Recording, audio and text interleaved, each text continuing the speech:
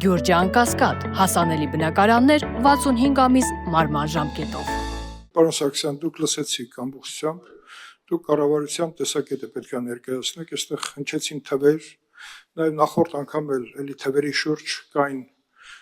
տարակարծություններ, ես ինքս, երբ որ պարոն Սարգսյանը ֆրակցիայում ներկայացնում էր, այնտեղ 9-10 թվականների թվերի հետ ունեի խոր անհամաձայնություն, որը այդպես էլ հիմք էր հանդիսանում բոլոր եզրահանգումների վրա արդարության հասնելու։ Պարոն Սարգսյան, ես առաջին հարցը տամ, որից հետո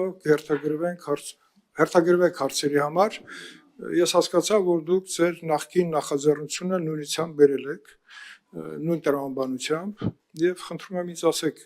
երկրորդ անգամ բերելուց, երբ որ դուք նաև հնչեցրեցիք, որ ազգային ժողովում վիժեցրեց ձեր նախաձեռնությունը, ես հիշում եմ, որ դուք էլ դեմ քվեարկեցիք ձեր նախաձեռնությանը։ Ճիշտ եմ հիշում։ Շատ լավ։ Հիմա կառավարությունը դրական եզրակացությունն է տալիս, նախկինում դուք ունեցել եք որոշակի դրույթների հետ կապված դրական տեսակետներ, նաև դուք Facebook-ում տարածել եք, որ Պաշտպանության նախարարը այդպես էլ չհասկացա, հիմա է դրական արտահայտվել, թե նախկինում։ Հիմա կառավարությունում դուք ստացել եք դրական եզրակացություն, թե ոչ։ Հարցս մենակ դա է։ Պարոն Քոչարյան, սա կառավարության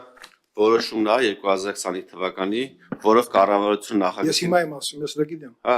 հիմա դրական եք ստացել։ Հիմա իմ պատասխանին մի խառնվի։ Ես հիմա հարցը կոնկրետ եմ տվել, հիմա դուք ունեք դրական։ Պատասխանում եմ։ Սա կառավարության դրական եզրակացությունն է, կառավարության որոշումը, որը եկել է ազգային ժողով 25 թվականի մայիսի 22-ին, եւ սա իմ հիմնավորումներն են օրենքի նախագծի, որի մեջ դրված է դրական եզրակացությունը կառավարության, եւ սա նոր ապրիլի 2-ի կառավարության նոր որոշումն է, որը որոշ կետեր, ինչպես նշեցի, կառավարությունը համարում է ժամանակավրայի պայմանավորված ծառայության ժամկետի կրճատման։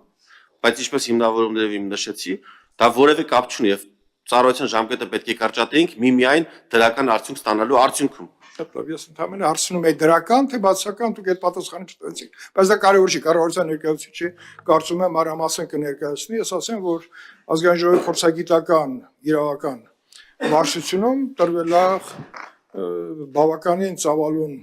եզրակացություն, որտեղ նշվում է շատ դրույթների հակասահմանադրական լինելը։ Եվ կարծում եմ կառավարության ներկայացուցիչներ կերկայացնի իրենց տեսակետը, որպեսզի մենք կողմնորոշվենք մեր քվեարկության հարցում։